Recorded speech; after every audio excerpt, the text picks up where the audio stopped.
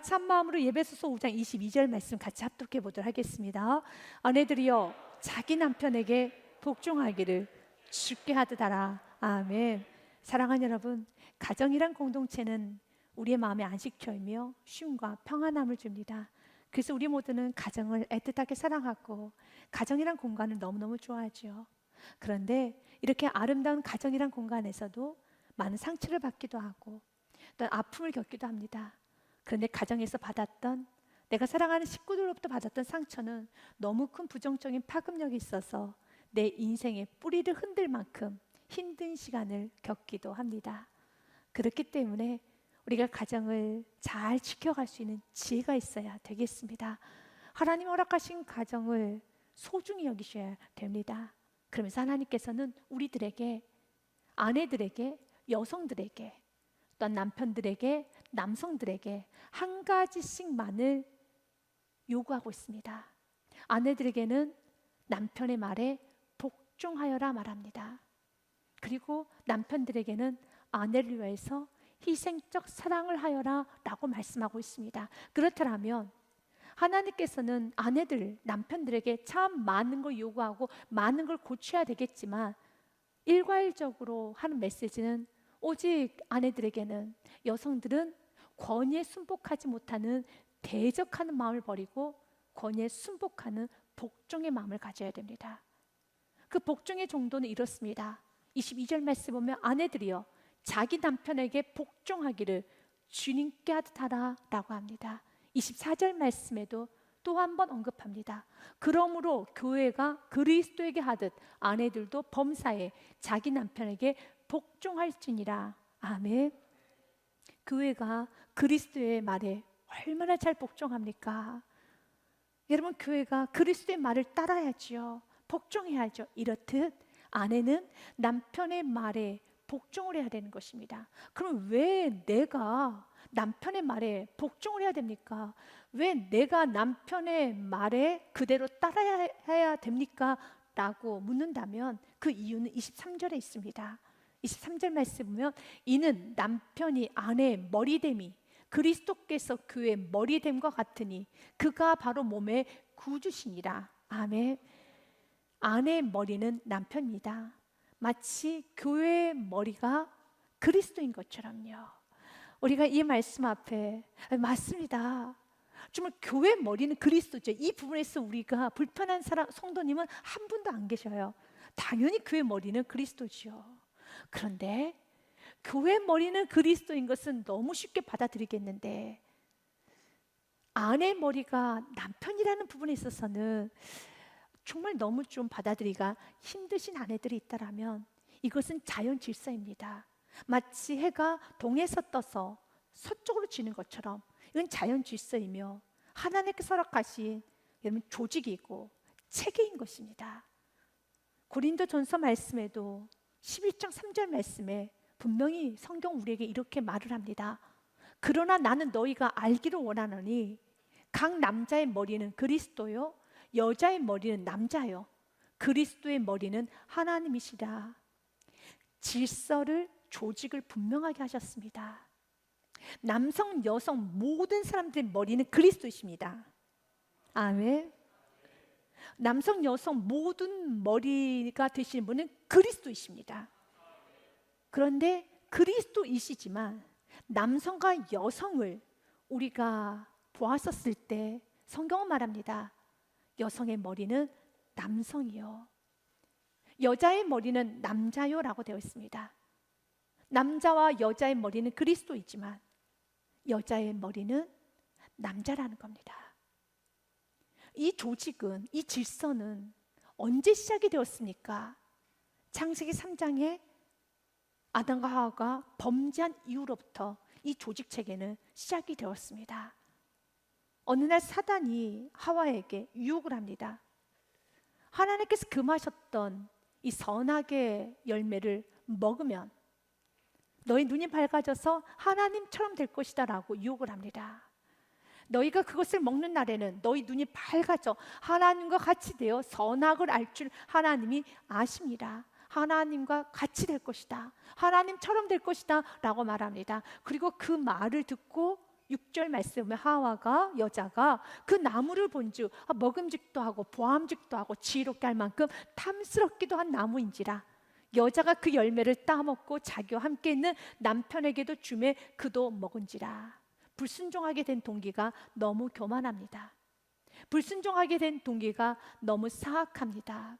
하나님처럼 되고 싶은 욕심, 교만, 하나님보다 높아지고 싶은 인간 안에 여러분 무서운 교만이 있었다는 겁니다. 그 교만의 결과가 불순종입니다.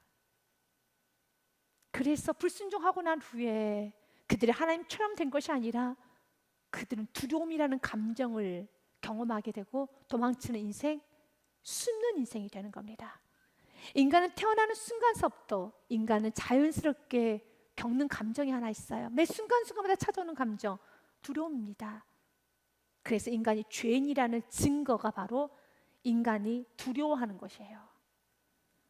그러나 예수 그리스도를 만나고 난 후에 우리에게는 그 두려움의 문제를 해결할 수 있는 우리에게 답이 있습니다. 성경 우리에게 자주자주 말합니다. 두려워하지 말라, 무서워하지 말라, 손을 늘어뜨리지 말라라고 말씀하고 있습니다. 맞습니다. 예수 그리스도를 만나기 전에는 우리는 항상 두려워했었죠. 그러나 이제는 우리 두려워하지 않을 수 있는 이유가 있습니다. 성경 우리에게 오늘도 말합니다. 그날의 사람이 예루살렘에게 이르기를 두려워하지 말라, 시온아 내가 선택한 나의 자녀들아 내 손을 늘어뜨리지 말라. 아멘.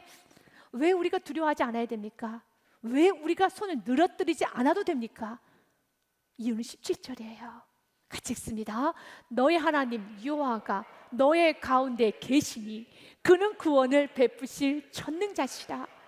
그가 너로 말미암아 기쁨을 이기지 못하시며 너를 잠잠히 사랑하시며 너로 말미암아 즐거이 부르며 기뻐하시리라 하리라. 아멘. 우리가 두려워하지 않을 이유, 손을 늘어뜨리지도 않아도 될 이유는 하나님 우리를 구원하셨어요. 근데 우리를 구원하셨던 그 하나님은 우리를 구원하시고 너무 기뻐하신다는 겁니다. 그 기쁨을 이기지 못해서 더덩실 춤을 추시고 너무너무 좋아하신다는 겁니다. 하나님께서는 죄를 짓고 난 후에 아담 하와에게 죄에 대한 고통이라는 것을 주셨어요. 하와인 여자에게는 이런 고통을 주었습니다. 창세기 3장 16절 말씀 보면 또 여자에게 이르시되 내가 내게 임신하는 고통을 크게 더하리니 내가 수고하고 자식을 낳을 것이며 너는 남편을 원하고 남편은 널 다스릴 것이니라 하시고, 여자가 범죄하고 난 후에 하나님께서 주신 고통은 두 가지입니다. 첫째는 해산의 고통, 두 번째는 남편의 다스림을 받아야 되는 고통을 주셨어요. 그래서 왜 내가 남편의 다스림을 받아야 됩니까? 그것은 죄에 대한 대가입니다. 또한 남성에게는 17절부터 19절 말씀에 보면은 평생토록 일을 해야 되는 고통을 주셨습니다. 아담에게 이르시되 내가 내 아내의 말을 듣고 내가 내게 먹지 말라 한 나무의 열매를 먹었은즉 땅은 너로 말미암아 저주를 받고 너는 내 평생에 수고하여 그 소산을 먹으리라. 땅이 내게 가시덤불과 엉겅퀴를 낼 것이라. 내가 먹을 것은 밭의 채소인즉 내가 흙으로 돌아갈 때까지 얼굴에 땀을 흘려야 먹을 것을 먹으리니 내가 그것에서 취함을 입었습니다. 너는 흙이니 흙으로 돌아갈 것이니라 하시니라. 남자들에게는 하나님께서는 평생 땀을 흘리고 흙으로 돌아갈 때까지, 죽을 때까지 땀을 흘리고 수고를 해야 되는 고통을 주셨어요. 일하는 고통을 주셨습니다. 죄에 대한 대가입니다. 그런데 우리는 너무 잘합니다. 분명 그것은 죄에 대한 대가이지만 해산의 수고는, 해산이라는 아기 낳는 고통은 죄에 대한 대가이지만 아기를 낳았었을 때 우리는 그 생명을 보고 너무 기뻐하는 것처럼 분명히 이건 죄에 대한 대가입니다. 그러나 그 하나님께서 하신 말씀에 순종을 나아갈 때 마치 십자가는 너무 큰 고통이었었죠. 그러나 그 십자가에 예수님께 순종을 나아가셨을 때 십자가에서 부활의 역사, 생명의 역사가 일어났던 것처럼 우리 여성들이 해산이라는 것은 고통스러운 거지만 그러나 해산의 수고를 했을 때 새 생명이 태어나는 그 축복은 너무 기쁜 것이고 남편의 다스림을 받아야 되는 것은 고통이지만, 그러나 그 말씀 순종으로 남편에게 다스림을 받을 수 있는 것은 누군가의 보호를 받고, 누군가의 권면을 받고, 누군가로부터 여러분 안위를 받는 건 여성들에게 너무 큰 축복이고 행복이죠. 또한 남성들도 마찬가지입니다. 남성들이 기도하는 제목 중에 이런 기도를 많이 하시더라고요. 하나님, 내가 끝까지 일할 수 있는 건강 주시옵소서. 맞습니다. 남성들이 나는 왜 밤낮 일만 해야 돼? 이것은 남성에게 준 자연 원리예요. 밤낮을 일을 해야 되는 겁니다. 평생 땀을 흘려야 되는 겁니다. 그런데 땀 흘리고 난 후에 그 얻는 수익, 너무 큰 기쁨이에요. 너무 큰 영화로움입니다. 그리고 평생에 일할 수 있는 것이 너무 큰 축복인 것을 알기 때문에 오늘도 기도합니다. 하나님, 일할 수 있는 축복을 허락하여 주시옵소서. 내가 순종으로 나아가게 되면은 행복한 삶을 살기 시작합니다.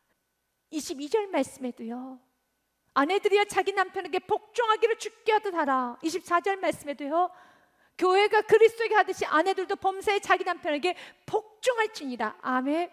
이 말씀에 순종하기 시작하면 여성은 행복해져요. 남성들도 마찬가지입니다. 남성들이 요구하는 것은 수고로움입니다.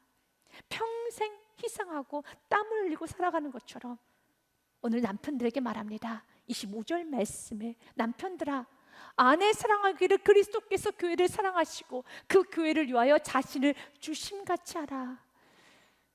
여러분, 예수님께서 교회에게 뭘 줬습니까? 물과 피를 다 쏟으셔서 희생이라는 걸 하셨던 것처럼 남편이 희생하기 시작하면 남편 너무 행복해져요. 남편이 아내를 위해서 수고하기 시작하면 예수님께서 교회를 위해서 희생했던 것처럼 물과 피를 쏟기 시작하면은, 그것을 기쁨으로 알기 시작하면은 행복은 시작됩니다. 28절 말씀도 남편에게 한 번 더 말합니다. 같이 읽습니다. 이와 같이 남편들도 자기 아내 사랑하기를 자기 자신과 같이 할지니 자기 아내를 사랑하는 자는 자기를 사랑하는 것이라. 아멘. 오늘 일괄적으로 남편에게 하는 메시지는 아내를 희생적 사랑하라는 겁니다. 28절의 말씀을 현대인의 성경으로 보면 조금 더 쉽게 좀 우리가 느낄 수 있습니다. 이와 같이 남편들도 아내를 제 몸과 같이 사랑해야 합니다. 자기 아내를 사랑하는 것은 곧 자기 자신을 사랑하는 것입니다. 맞습니다. 아내를 사랑하기 시작하는 것은 곧 자기 자신을 사랑하는 겁니다. 그래서 한번 남편들이요, 생각해 보십시오. 남성들이요, 생각해 보십시오. 내가 아내를 학대하고 아내에게 폭언을 하고 폭력을 행사하고 아내를 힘들게 하고 어떤 아내에게 아픔을 주면은 남편들이 갖고 있는 감정이 있습니다. 굉장히 자기 비난이 심해요. 혹시 여러분들이 항상 자존감이 좀 낮고 자기 연민이 강하고 자기 비난이 심하고 매사가 불만족스럽고 분노가 나고 좀 비참하다는 생각까지 든다라면 여러분들이 아내를 사랑하지 않고 있다는 증거이기도 합니다. 아내를 사랑하지 않는 것은 자기 몸을 사랑하지 않는 겁니다. 그래서 아내를 사랑하는 남편들은 자존감이 높아요. 자기 비하, 자기 연민, 그리고 어떤 분노, 어떤 불만족, 비참하다는 생각 하지 않습니다. 여러분들의 인생 가운데 나 이제는 나를 비난하는 거, 항상 불만족하는 마음, 자기 연민, 낮은 자존감에서 해방하고 싶다라면, 해방되고 싶다면 희생적 사랑을 하십시오. 섬기고 사십시오. 그러면 자존감이 하늘처럼 높아지게 될 것입니다. 아내들도 마찬가지예요.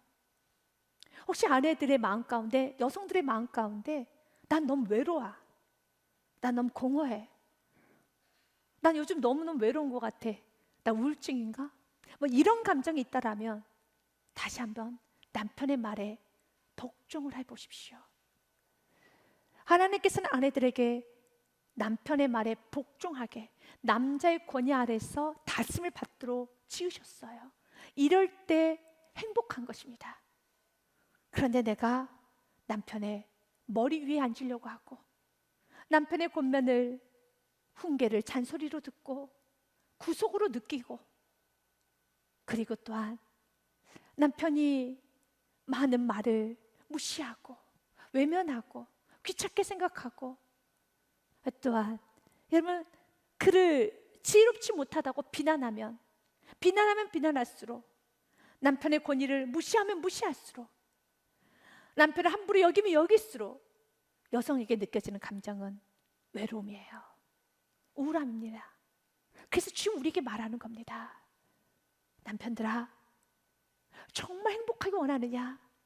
높은 자존감을 가지고 내가 대단한 물질은 없어도, 내가 대단한 학벌은 없어도 정말 그 세상을 가고 담대하게 살아가기 원하느냐? 자기 몸처럼 아내를 존귀히 여기고, 아내들아, 우울하지 않고 행복하게 기쁘고 감사가 넘치고 외롭지 않은 인생을 살고 싶느냐? 그렇다면 남편의 말을 존중할 수 있는 은혜가 있어야 되는 것입니다. 그러면 내가 남편을 어떻게, 또한 어떤 방법으로 사랑을 해야 되는가? 우리가 5가지 사랑의 언어를 쓴 게리 체프먼이 쓴 5가지 사랑의 언어의 그 5가지 언어를 가지고 오늘 본문의 말씀으로 좀 인용해서 여러분들에게 전달하고자 합니다. 제1 사랑의 언어는 인정하는 말입니다. 오늘 본문의 말씀이 아내에게 줄곧 하는 메시지는 복종이죠. 존경이죠. 남편에게 줄곧 하는 메시지는 아내를 사랑하고 희생하는 것이죠. 그렇기 때문에 인정하는 말을 할 때도 아내든 남편에게 최고의 격식과 예의스러운 어투를 쓰셔야 되는 겁니다. 하나님은 아내들이 남편에게 존경을 표하기 원합니다. 그래서 당신의 말이 옳습니다. 당신의 말이 맞습니다. 마치 어른을 대할 때, 우리가 존경하는 사람을 대할 때 공손한 태도와 공손한 반응을 하는 것처럼, 아내들은 언제나 남편들에게 공손한 태도와 공손한 언어로 반응을 할 수 있어야 되겠습니다. 예의스러움을, 격식을 많이 여러분들은 좀 갖추셔야 됩니다. 남편은 아내에게 사랑의 언어를, 희생의 언어를 많이 쓰셔야 되기 때문에 우리 남편들은 공부를 많이 하셔야 돼요. 사랑스러운 단어를 많이 기억하셔야 되는 겁니다. 여러분들 도움이 되고자 월트 트러비시가 아내에게 썼던 편지 한 구절을 여러분들 읽어드리겠습니다. 이렇게 사랑을 표현해야 되는 겁니다. 그대만을. 아유, 목사님 어떻게 그런 단어 씁니까? 하나님 말합니다. 남편들은 아내를 사랑해야 되는 거예요. 희생의 표현을 쓰셔야 되는 겁니다. 그대만을 내가 오랫동안 그리던 사람이다. 그대가 없다면 나는 완전하지 못하다. 나는 내가 가지고 있는 모든 것뿐만 아니라 나 자신까지 모두 그대에게 드리겠다. 나는 그대만을 사랑하겠다. 나는 그대를 지켜주고 보호하고 모든 악에서 막아주고 싶다. 나는 그대 말에 귀를 기울이고 싶다. 난 항상 그대 곁에 남아있고 싶다. 이렇게 내가 당신을 사랑하고 있음을 표현해주는 언어를 많이 쓰셔야 되고, 아내들은 내가 당신을 참 존경하고 있음을, 존중하고 있음을 언어로 많이 표현해야 되겠습니다. 제2의 사랑의 언어는 함께하는 시간입니다. 시간을 같이 보내야 되는 것입니다. 그래서 아내는 남편의 말에 존경하는 의미로, 또 남편을 여러분 복종하는 그런 의미에 있어서, 우리 아내들 너무 바쁜 줄 압니다. 집안일도 해야 되고 식사도 준비해야 되고 너무 바쁘지만 남편이 말할 때는 모든 일을 잠깐 멈추고 응치를 하고 남편의 말을 청종할 수 있는 예의스러움이 있어야 되는 겁니다. 여성이 가지고 있는 아주 독특한 능력이 하나 있습니다. 그건 멀티플레이어예요. 그래서 전화를 하면서도 TV도 보고 음식도 준비하고 자녀도 돌보고 빨래도 갤 수 있는 아주 멀티한 능력이 여성에게는 있어요. 그래서 여성들도 조심해야 되는 겁니다. 잠시 멈춰서 남편이 무슨 말하면 모든 일을 멈추고 난 당신의 말이 세상에서 최고입니다라고 표현할 수 있어야 됩니다.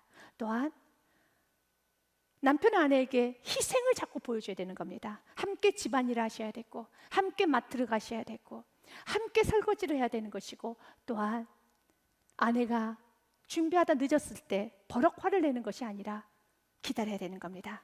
내가 얼마나 당신을 위해서 희생하고 있는지 아십니까? 라는 그런 의미로 기다려야 됩니다. 우리 예수님께서 교회를 위해서 많이 기다려줬잖아요. 우리 교회가 너무 느려요. 예수님의 비전에 너무 느립니다. 예수님의 열중에 너무 맞춰주지를 못해요. 그럴 때마다 예수님께서는 버럭버럭 회하시지 아니하시고 기다려주셨던 것처럼 우리 남편들은 자꾸 희생하셔야 됩니다. 그럴 때 행복해지는 겁니다. 제3의 사랑의 언어는 선물입니다. 선물을 한다는 것은 내가 당신을 생각하고 있음을 표현해주는 아주 중요한 도구가 됩니다. 그렇기 때문에 여러분, 아내들 남편에게 선물하는데, 각자가 선물하는데 선물을 하는 여러분 종류와 좀 내용은 달라야 됩니다. 하나님께서 아내에게 요구하는 것은 남편을 존경, 존중입니다. 여러분이 누군가를 존경할 때, 누군가를 존중할 때, 최고로 존경하는 표시로 할 때는 굉장히 여러분 좋은 포장지, 격식, 또한 좋은 거를 선물하지 않습니까? 남편들에게는 허드렛 것을 선물하면 안 됩니다. 격식을 많이 차리셔야 됩니다. 선물 포장 단단히 하셔야 됩니다. 그리고 우리가 가정 형편이 있기 때문에 남편들에게 내가 비싸고 좋은 건 해주지 못합니다. 그러나 자그마한 것을 하더라도 셀품을 사는 게 아닙니다. 여러분, 1+1에 당신 하나 갖고 또 누가 하나 주고 그런 것이 아니라 당신만을 위해서, 당신만을 위해서 준비한 격식이 있어야 됩니다. 하나님은 아내들이 이게 원하는 것은 남편에 대한 존경입니다. 또한 남편은 아내들에게 사랑과 희생이기 때문에 선물을 하나 하시지 마시고 2개를 하셔야 돼요. 희생을 하셔야 되기 때문에 3개를 하시면 좋습니다. 양이 참 중요합니다. 많은 걸 하시길 바라겠습니다. 내가 많이 희생하고 있음을, 내가 많이 당신을 사랑하고 있음을 자꾸 표현해 줘야 됩니다. 제4의 사랑의 언어는 봉사입니다. 남편을 위해서, 아내를 위해서 봉사하십시오. 그러기 위해서는 아내의 말을 흘리지 마시고 들으시고, 남편의 말을 흘리지 말고 귀담아 들으셔서 아내가 원하는 것이 무엇인가를 해주셔야 됩니다. 남편이 원하는 게 무엇인가를 해주셔야 됩니다. 음식을 준비할 때도 당신이 이것을 먹고 싶다 해서 오늘 내가 이것을 준비했어 라고 정말 상대방이 원하는 것을 자꾸 봉사해 주셔야 되고, 당신이 이곳에 가고 싶다고 해서 내가 당신을 위해서 준비했어 라고 여러분들은 봉사를 해 주셔야 되는 겁니다. 상대의 말을 흘려들어서는 안 되는 것입니다. 5번째 사랑의 언어는 신체적인 접촉입니다. 가족만이 누릴 수 있는 여러분 하나님 주신 축복이죠. 부모와 자녀 사이에 신체적인 접촉이 있어야 됩니다. 가족들 간에 누릴 수 있는 거죠. 부부 사이에 누릴 수 있는 신체적 접촉이 있죠. 하나님 그 신체적인 접촉을 마음껏 누리기를 원하고 있습니다. 가족이 아닌 사람들끼리 신체적인 접촉을 하는 것은 우리가 많이 금하고 있지 않습니까? 그래서 형제들 간에, 가족들 간에 누릴 수 있는 신체적인 접촉, 부모와 자녀 사이, 부부 사이, 형제들 간에 그 신체 접촉을 많이 함으로써 서로 사랑을, 존경을 표시할 수 있는 은혜가 있어야 되겠습니다. 잠언 말씀에 보면 이렇게 말씀합니다. 5장 18절과 19절 말씀에 보면요, 내 셈으로 복되게 하라. 내가 젊어서 취한 아내를 즐거워하라. 그는 사랑스러운 암사슴 같고 아름다운 암노루 같으니 너는 그의 품을 항상 족하게 여기며 그의 사랑을 항상 연모하라 라고 되어 있습니다. 항상 만족할 수 있는, 하나님께서 허락하신 줄로 지어준 구역에서 만족할 수 있는 은혜가 있어야 됩니다. 전도서 말씀에 보면은 이렇게 말합니다. 내 평생에 수고한 것은 그 수고의 대가, 수고의 보상은 지금 내 옆에 있는 아내입니다 라는 말합니다. 같이 읽겠습니다. 내 헛된 평생의 모든 날, 곧 하나님이 해 아래에서 내게 주신 모든 헛된 날에 내가 사랑하는 아내와 함께 즐겁게 살지어다. 그것이 내가 평생의 해 아래에서 수고하고 얻은 내 몫이니라, 보상이니라. 아멘. 사랑하는 여러분, 평생 동안 수고해서 하나님께서 허락하신 보상 중에 하나가 바로 내가 사랑하는 아내고 내 사랑하는 남편이라는 겁니다. 바로 만남의 축복이라는 것입니다. 사랑하는 여러분, 여러분의 삶에 언제나 내가 남성으로서 또한 여성으로서 내가 아내로서 남편으로서 하나님께서 원하시는 그 삶, 복종의 삶, 그리고 또한 순종하고 사랑하고 희생하는 그 삶, 우리 각자 살아내감으로써 아름다운 관계가 풍성해지고 여러분의 가정이 더욱더 아름다워지고 부부의 관계가 더욱더 돈독해지는 축복이 충만하시기를 주님의 이름으로 축복드립니다.